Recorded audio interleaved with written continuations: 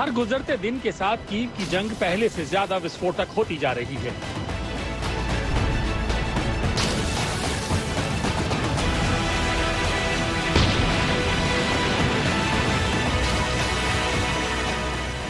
Kyiv पर कब्जे की कोशिश में पुतिन की मिसाइलें अब कीव पर तबाही बनकर बरस रही हैं और रिहायशी इलाकों को भी बख्श नहीं रही हैं। Could you hear this blast? अभी ब्लास्ट हुआ है, ये अभी कीव के अंदर हो रहा है। ये मैं अभी इरपिन से या ब्रोवरी से रिपोर्ट नहीं कर रहा हूँ, कीव के अंदर से कर रहा हूँ। तो अब ये धमाके जो इरपिन और ब्रोवरी में सुने जा रहे थे कुछ दिन पहले तक, अब कीव के अंदर सुनाई दे रहे हैं और लगातार नजदीक बढ़ रहे हैं हमारी तरफ। लगातार इन हमलों की जो डायरेक्शन है वो कीव शहर की तरफ है और ये धमाके अब हमें कीव शहर के अंदर सुन रहे हैं। कीव के बीचों बीच रूस की तोप के गोलों ने इस 15 मंजिला रिहायशी इमारत को निशाना बनाया।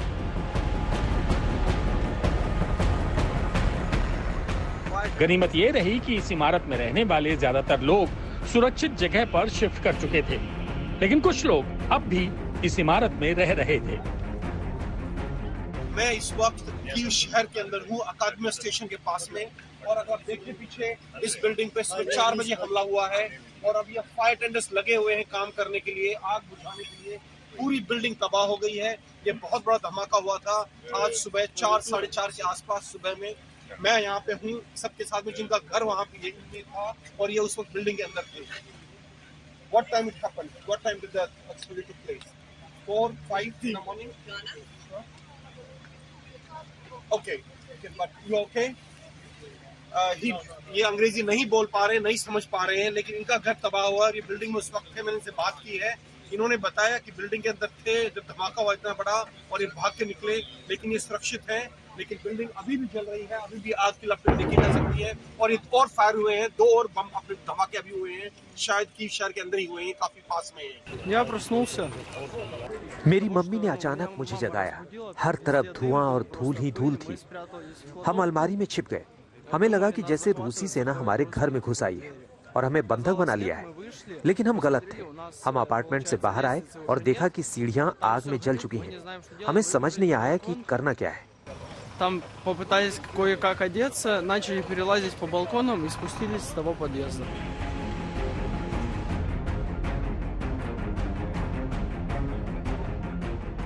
कीव में आज जिस रिहायशी इमारत को रूस ने निशाना बनाया वो प्रेसिडेंशियल बिल्डिंग से महज 10 किलोमीटर की दूरी पर है। प्रेसिडेंशियल बिल्डिंग ही है जहां यूक्रेन के राष्ट्रपति ज़ेलेंस्की पिछले 20 दिनों से राष्ट्र के नाम संबोधन और रूस को धमकियों के डोज दे रहे हैं। यानी अब हर गुजरते घंटे के साथ पुतिन की सेना के कदम राष्ट्रपति ज़ेलेंस्की के और ज्यादा करीब पहुंचते जा रहे हैं। लेकिन ज़ेलेंस्की अब भी कीव में डटे हैं, सरेंडर करने और कीव से सुरक्षित बाहर निकलने से इनकार कर रहे हैं।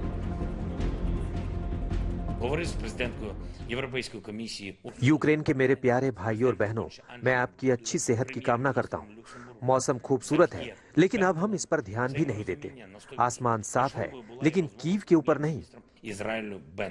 कीव की ओर बढ़ती हुई रूस का शिकंजा है, उसमें जो सामरिक तौर पर महत्वपूर्ण इलाके हैं, जो औद्योगिक हिस्सा है, जिस तरीके से खार्किव में हमने औद्योगिक हिस्सों की बर्बादी देखी है, उस तरीके से अब यूक्रेन की राजधानी कीव में भी उन हिस्सों पर प्रहार किया जा रहा है और इन इलाकों पर अलर्ट बहुत ज्यादा बढ़ा दिया गया है। जिस इलाके में हम मौजूद हैं, यहाँ से बहुत स्पष्ट धमाकों की आवाजें बार बार रह कर आ रही हैं और एक तरह से वो आशंकाएं गहराती जा रही हैं कि कीव कब तक रूस के शिकंजे से दूर रह पाता है। कीव इस वक्त जंग का सबसे बड़ा मैदान बन चुका है, लेकिन यूक्रेन के लगभग हर शहर पर रूसी सेना के गोले और मिसाइलें बरस रही हैं। यूक्रेन में ऐसा कोई कोना नहीं बचा जो रूसी बमबारी से बचा रह गया हो। लेकिन अब रूस के निशाने पर कीव है। रिपोर्टर्स के मुताबिक यूक्रेन में घुसी रूस की 60% फौज कीव में एक्टिव है और ऑल आउट अटैक कर रही है। और ये सब ऐसे वक्त में हो रहा है जब दोनों देशों के बीच 4 राउंड की बातचीत हो चुकी है, लेकिन अभी तक कोई बात नहीं बन पाई है। कीव यूक्रेन की जान है, अगर कीव गया तो यूक्रेन गया। तो कीव ही सब कुछ मैटर करता है। लेकिन मैं आपको ये बता दूं साथ साथ, दोनों ही देश, चाहे यूक्रेन हो चाहे रूस हो, नहीं चाहते कि कीव पे इतना भारी नुकसान किया जाए, और इसीलिए लगातार बात चल रही है। अभी दोनों देशों ने फैसला किया है कि वो वर्चुअल बातचीत करते रहेंगे, आमने सामने ना मिले, लेकिन वो वर्चुअल वीडियो कॉन्फ्रेंस के द्वारा बातचीत अब डेली बेसिस पे होगी, हर रोज बात होगी, चाहे वो ह्यूमैनिटेरियन कॉरिडोर्स के कोऑर्डिनेशन करने के ऊपर हो, चाहे हमलों के ऊपर हो, चाहे जो मुद्दा है जिसको सॉल्व करने की कोशिश है उसको आगे बढ़ाने के लिए हो, बातचीत अभी डेली चलेगी, ऐसा दोनों देशों ने फैसला किया है।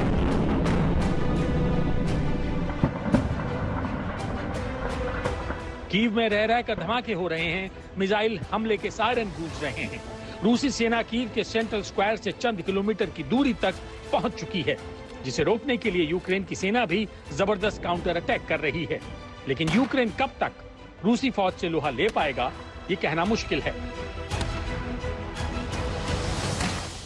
एक तरह से थका रहे हैं। जो रूस की सेना है वो अंदर आने के बाद कीव की सेना को या कि यूक्रेन के लोगों को थोड़ा उनको वो अलर्ट पर आते हैं, युद्ध होता है और फिर स्लैकन कर जाते हैं। तो लेकिन तनाव बहुत जबरदस्त बना रहता है। अंतरराष्ट्रीय समर्थन जिस तरह से यूक्रेन को जिसकी अपेक्षा थी उस तरह से आया नहीं है। तो एक तरह से इसको देखा जाए तो केवल थकाने की टैक्टिक्स है जो रूस अपना रहा है। रूस अपने जो उसका जो वॉर वेस्टेज रिजर्व्स और सेकेंड लाइन ऑफ एम्यूनिशन है, थर्ड लाइन ऑफ एम्यूनिशन है, उसको लगातार बिल्डअप कर रहा है बेलारूस के रास्ते। दूसरी तरफ से यानी उत्तर से जो कीव के सबसे पास अटैक पहुंच चुका है, दूसरी तरफ से दक्षिण और पूर्व की तरफ से भी रूस ने कई इलाकों को अपने कब्जे में कर लिया है और वहां पर कुछ जो वहां के मेयर हैं उनको लुहांस्क ले जाया गया है। आतंकवाद के केस उन पर बनाए जा रहे हैं। यह दिखाता है कि रूस एक बहुत बड़ी लड़ाई के, एक बहुत बड़े ऑपरेशन और एक स्ट्रेटजी के तहत काम कर रहा है। कीव केवल एक डिफेंसिव लड़ाई लड़ रहा है। कब तक कीव अपने आप को सुरक्षित रख पाएगा, यह बड़ी चुनौती होगी। और जिस पल रूस ने कीव पर कब्जा किया उसी पल यूक्रेन ये युद्ध हार जाएगा। ये यूक्रेन भी अच्छी तरह जानता है और रूस भी। इसलिए कीव की जंग अब तेज होती जा रही है।